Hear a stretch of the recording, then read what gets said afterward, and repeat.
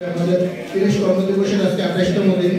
28তম দিনের একেবারে শেষ পর্যায়ে আমাদের আজকের দিনের শুরু সেশনটি পরিচালনা করার জন্য আমাদের মাঝে উপস্থিত হয়েছেন জনাব ডক্টর মোহাম্মদ ফজলুল হক স্যার, যিনি অগ্রণী ব্যাংক পরিচালনা পরিষদের মাননীয় বোর্ড অফ ডিরেক্টরসের একজন সম্মানিত পরিচালক।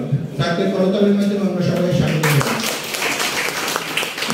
তার পূর্বে বিসিএস অ্যাডমিন ক্যাডারে কর্মরত ছিলেন এবং এডিশনাল সেক্রেটারি হিসেবে রিটায়ারমেন্ট করেছেন এবং বিভিন্ন জায়গায় স্যার লেকচার দিয়ে থাকেন। এর ভিতরে আছেন আমাদের Bangladesh university of professional, DIU, open university সহ টিএনসি থেকে শুরু করে অনেক জায়গায় স্যার লেকচার দিয়ে থাকেন। বিশিষ্ট প্রশিক্ষক ব্যক্তিত্ব। তাকে বিনীত অনুরোধ করছি স্যার পরপর 2টি সেশন পরিচালনা করবেন। এর মধ্যে প্রথম একটি সেশন পরিচালনা করার পরে 15 মিনিটের একটা বিরতি থাকবে, তারপরে আবার দ্বিতীয় সেশন পরিচালনা করবেন। এছাড়াও আমাদের আইসিসি এর সম্মানিত চেয়ারম্যান, আমাদের এই বোর্ড থেকে একজন মনোনীত যে প্রতিনিধি থাকে আইসিসিতে, সেটির প্রধান হিসেবে স্যার আছেন। তাকে আমি বিনীত অনুরোধ করছি তার সেশনটি শুরু করার জন্য।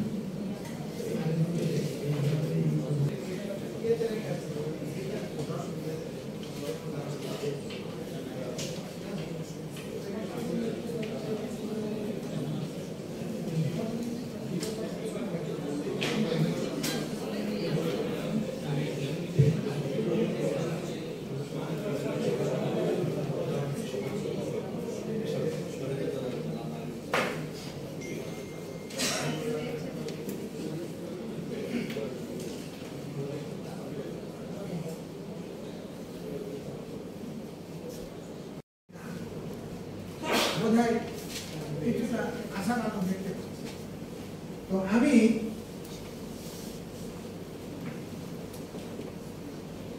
আমরা ক্লাস শেষ করলাম, পরে ওনার চেম্বারে গেলাম, বিভিন্ন অথরিটি সেই ওনার গেলাম, উনি আমাদেরকে খাবার দাবারের ব্যবস্থা করলেন। খাইয়ে শেষ করেছি, এখন কফি টফি খাবো, এমন সময় রেজাল্ট শিট আসলো।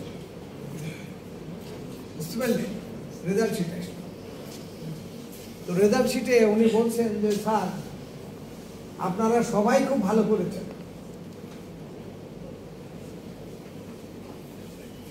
আপনারা সবাই খুব ভালো করেছেন, তবে রেজাল্ট শিট বলছে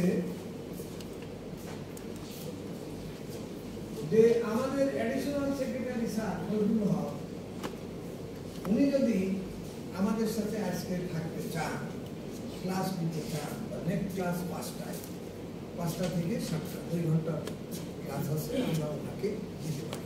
আপনাদের বিষয় সিদ্ধান্ত পরে দেব। তাহলে কি আমি কিছু পাইলাম কি পাইলাম না?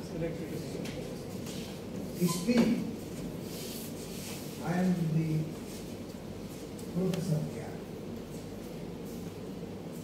বাট আমি এখন করতে পারছি না, আমার সময়ের অভাব। সেজন্য তোমাকে এই গল্পটা বলার অর্থ হলো এই যে তুমি যদি পরিশ্রম না করো, কষ্ট না করো, না বোঝো, তোমার কাছে অনেক তথ্য আমি দিয়েছি, দেখতে পাচ্ছ কত তথ্য দিয়েছি। এই সব তথ্য কি এইভাবে আসে কোথাও? গোছানো নাই। তাহলে তোমাদের কাছে মূল্যায়ন কি? তোমাদের কাছে মূল্যায়ন হবে এই যেগুলো ওখানে আমি তোমাদের কাছে অনেক গুরুত্বপূর্ণ কথা বলেছি যে তারা 4 জন প্রফেসরের নাম একটা কাগজের মধ্যে দিয়ে দিয়েছে, সেখানে ডান পাশে তারা নাম্বার দিচ্ছে। তোমাদের এখানে কি মূল্যায়ন আমি জানি না।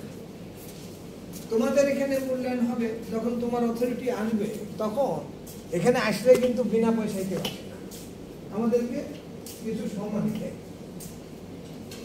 আমরা কিছু সম্মানই পাই, পরিশ্রম করি, তোমাদের সাথে শেয়ার করি, পরিচিত পাই। তুমি যখন জিএম হবে তখন তো আমি থাকবো না, ঠিক না? তুমি আমার আগে যেতে পারো, আমি তোমার আগে যেতে পারি, বাট আমি ভাবি আমারটা হয়তো আগে হবে, তোমারটা ডাক পরে যাবে। এখন তোমাদের মূল্যায়ন হবে কি? তোমরা এখানে মাত্র 70 জন ছেলে আছো, 70,000 অফিসার, মানে 70 কত 7,000 অফিসার আছে। মেসেজটা প্রত্যেকের কাছে যাইতে হবে। কার মাধ্যমে যাবে? যাবে তোমার এমডির মাধ্যমে। তোমার অথরিটিকে এখানে টপ অফ দি টপ ম্যানেজমেন্টে আছেন এমডি সাহেব, সাহস করে বলতে হবে যে স্যার আমরা এখানে ট্রেনিং দিতে এসেছি, কি জন্য? যাতে আমার ভবিষ্যৎ আমি করতে পারি। আমাকে এমন ট্রেনিং দেবেন যে ট্রেনিং আমার স্টেশনে দিয়ে কাজে লাগবে, এমন নৈতিকতা শিক্ষা দেবেন যে নৈতিকতা আমার মনের মধ্যে ছিল কিছু কাজ অকাজ করব, কিন্তু পরে ট্রেনিং পেয়ে দেখছি না, এই কাজ তো করা যাবে না। কারণ আমি জানতাম না যে এই 1 লাখ টাকা ওখানে দিলে আমি তো